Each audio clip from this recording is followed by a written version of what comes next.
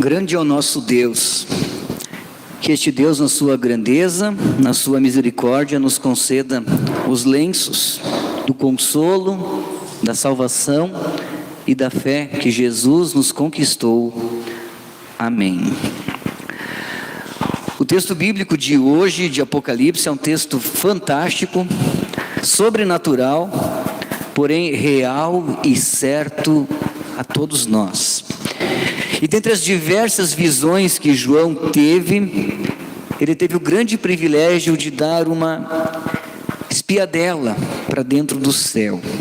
Assim como o profeta Isaías havia profetizado o novo céu e a nova terra, o apóstolo João viu aquilo que o apóstolo Paulo falou, que nem olhos viram, nem ouvidos ouviram, nem jamais passou no coração humano o que Deus tem preparado para aqueles que o amam. Muitos são os assuntos tratados por Apocalipse, por João no livro de Apocalipse, que é o livro de revelações. O povo passava por perseguições, muitos estavam com vontade de abandonar a sua fé, de desanimar, e a mensagem que João traz é uma mensagem de consolo em meio ao sofrimento. E um texto que chama a atenção aqui no versículo 4, quando ele diz que Deus enxugará dos olhos toda lágrima, dizendo que um dia o sofrimento vai ter fim. Certamente cada um de nós já chorou depois de grande. E as lágrimas, elas correm especialmente em dois momentos. Em momentos de grande alegria e de emoção, ou naqueles momentos sejam de dor emocional, física ou espiritual. E são muitos momentos que nos levam a chorar. É comum em casamentos, formaturas, quando nos orgulhamos de alguém, ou até diante de uma cena linda, nos emocionar e permitir que lágrimas rolem. Mas o choro geralmente está relacionado com dor, com sofrimento, com tristeza, ou até mesmo diante de uma necessidade. Por exemplo, quando um bebê chora de fome. Rios encheriam se pudéssemos juntar todas as lágrimas já derramadas na face da terra. E este texto é um texto que quer ser consolador para cada um de nós. O texto em destaque neste dia, ele fala justamente do amor de Deus por cada um de nós. O amor que se fez carne e habitou entre nós, o amor que veio se sacrificar por nós, o amor que Deus nos promete para enxugar as nossas lágrimas.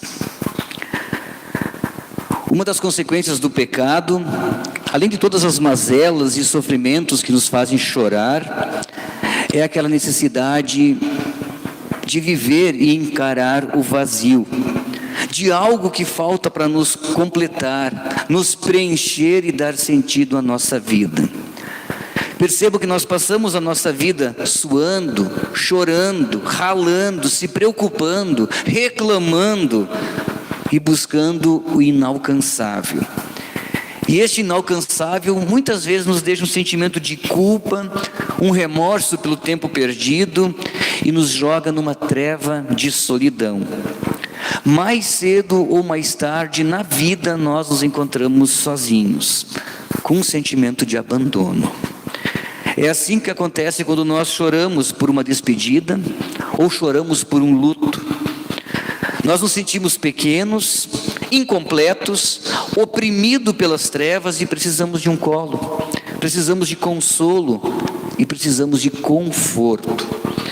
E nesses momentos de sofrimento é muito fácil, eu diria, é até comum as pessoas aceitarem todo tipo de ajuda que possa lhes trazer um pingo de esperança. Alguns, é verdade, apelam para os vícios, sejam de remédios, de comida, de bebida, coisas liberadas e coisas proibidas. Alguns se jogam na internet, em jogos, outros se apegam a todo tipo de crença, um sincretismo que é a mistura de cada coisa um pouquinho, para buscar preencher um vazio, se apegando a alguma coisa que possa lhe trazer conforto. E este é o contexto das palavras de João. em Apocalipse. O sofrimento lembra que há uma relação rompida.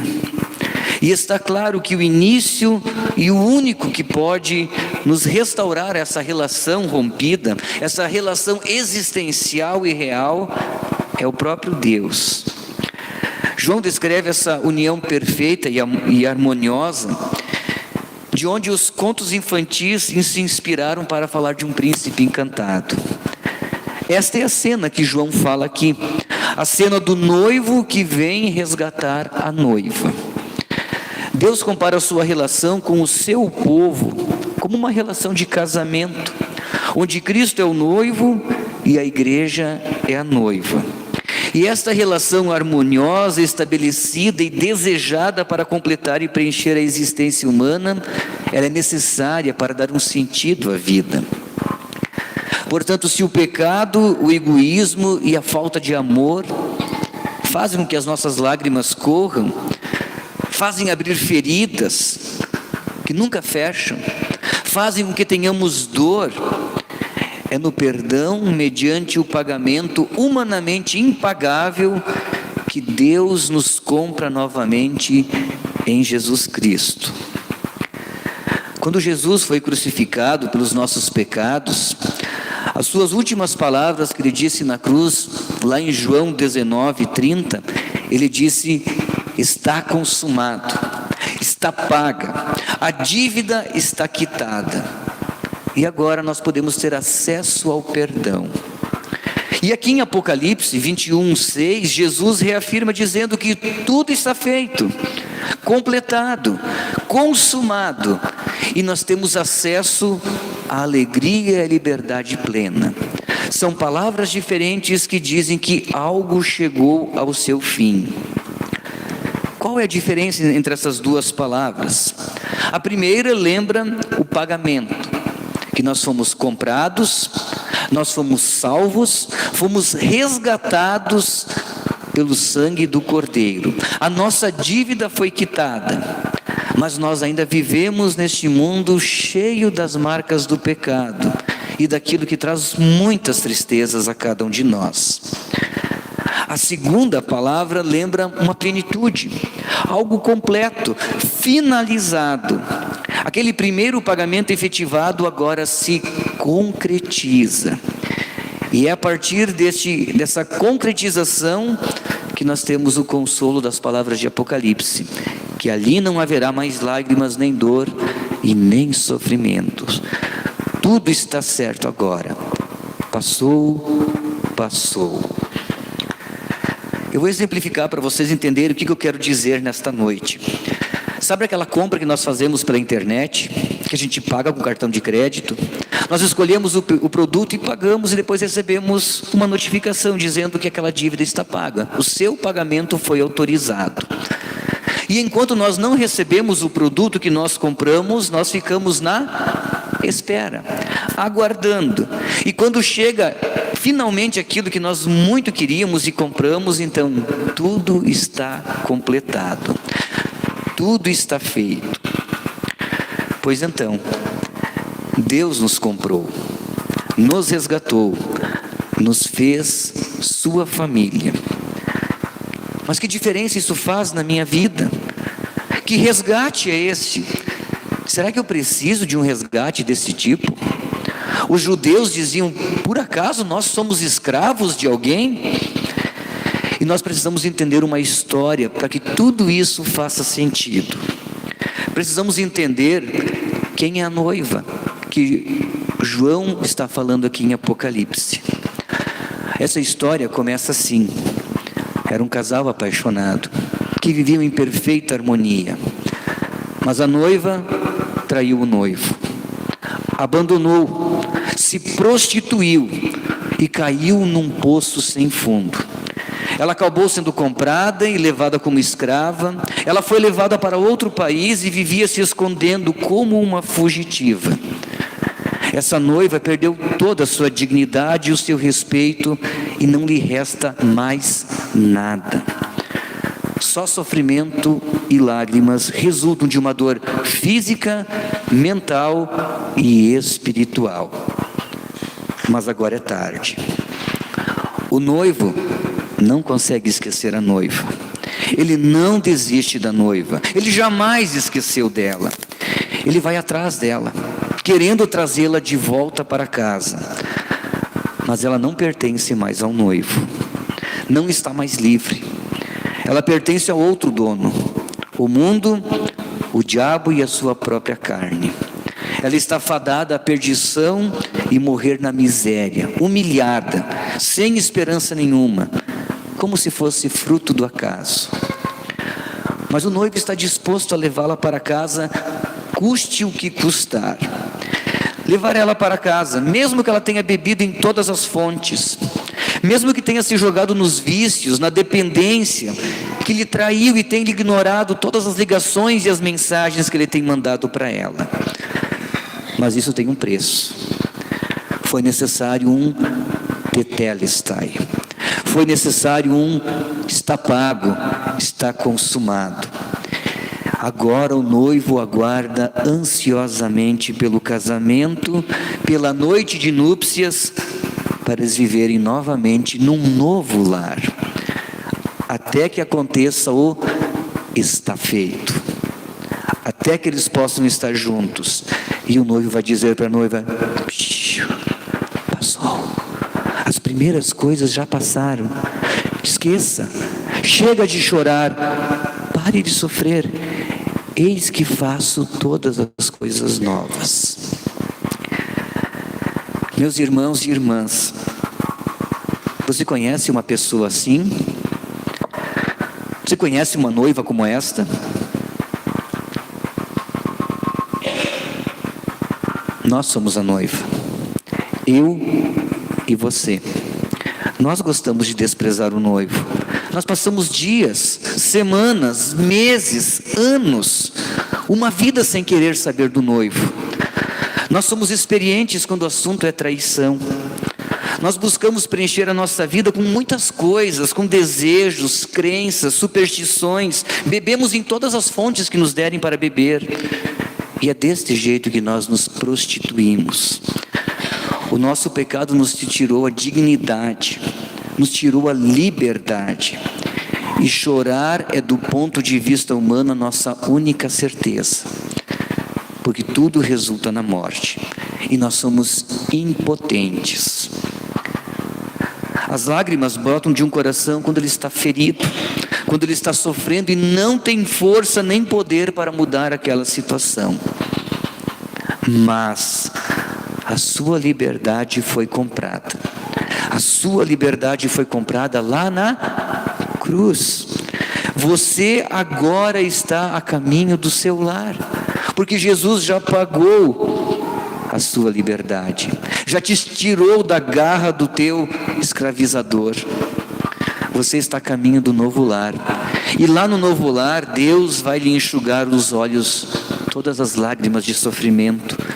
Não terá mais morte, não haverá mais luto, não haverá mais pranto nem dor, porque tudo isso serão as primeiras coisas. Por quê? Porque não haverá mais morte, não haverá mais luto, nem pranto, nem dor, porque lá não haverá mais o pecado.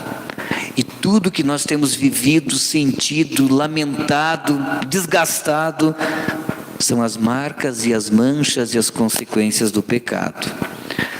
A lágrima sempre está associada a algum tipo de morte. Por isso o velório é o lugar onde nós mais derramamos lágrimas. Mas percebam a grandiosidade e a profundidade deste consolo que nós recebemos aqui em Apocalipse, dizendo que toda dor que nós sentimos, Deus vai nos consolar, Deus vai enxugar nossas lágrimas, porque Ele já venceu por nós. E em meio a este vale de lágrimas que nós vivemos, em meio a tudo isso, busquemos a Cristo, ouçamos o seu chamado. Lembrem que o noivo não desiste da sua noiva. Ele pagou o seu resgate. Ele fez o impossível e o improvável, porque o seu amor supera o amor de todos nós juntos, por todas as coisas e pessoas que nós amamos nesta vida.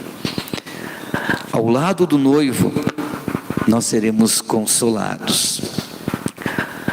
Só tem uma forma de você não ter as suas lágrimas enxugadas: é dizer não ao teu resgatador, é dizer não ao auxiliador, é preferir continuar vivendo como você tem vivido, desprezando o noivo. Esta é a única forma de você continuar perdido e as suas lágrimas serem uma realidade eterna. Está consumado. Este lugar foi conquistado para nós em Jesus. O céu foi conquistado no está consumado, está pago, através das suas lágrimas, sofrimentos e do seu próprio sangue. Enquanto nós estamos aqui neste mundo com lágrimas, nós lembremos ainda que tudo já está feito. E firmemo-nos nessa certeza. Deus não nos abandona em meio ao nosso sofrimento, nem diante da nossa traição, nem diante do nosso pecado. O rei Davi lembra isso no Salmo 56, versículo 8, quando ele diz: Tu, Deus, sabe como eu estou aflito, pois tem contado todas as minhas lágrimas. Será que elas não estão escritas no teu livro? Este é um bonito quadro do amor de Deus por nós. Deus se importa com as nossas lágrimas. Deus conhece cada gota que nós derramamos, seja de culpa, seja de dor, ou seja de sofrimento. Não importam os motivos pelos quais nós choramos. Deus recolhe todas as nossas lágrimas e Ele registra cada uma delas no seu livro. E Ele nos prepara para encarar a vida com disposição e alegria, na certeza de que não estamos sozinhos.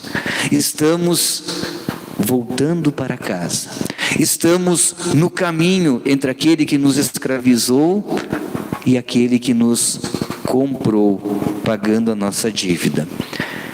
É o noivo quem nos dá o lenço, o consolo, a salvação e a fé. Quando reconhecemos o que Jesus significa para nós, então nós podemos dizer como o salmista: o choro pode durar a noite inteira, mas pela manhã vem o canto de alegria. Vivendo assim, nós estamos caminhando a passos largos para o novo céu e a nova terra, onde Deus vai enxugar nossas lágrimas. E lá só haverá um tipo de choro: o choro de alegria, o choro do abraço do reencontro, o choro de voltar definitivamente ao verdadeiro e eterno lar. Lá estaremos completos, plenos, aliviados e consolados. A sua liberdade foi paga no Tetelestai. Aguarde com fé até o momento em que se complete o tudo está feito. Agora sim, tudo está concluído. Que Deus nos preserve na fé, no seu amor e na viva esperança que os cristãos do primeiro século foram consolados. Mesmo embora tenhamos muitos motivos para chorar, temos um grande motivo para nos consolar e seguir em frente. É o noivo que veio nos encontrar de braços abertos. Ele diz que nos ama, que nos perdoa e quer nos novamente em casa. Amém.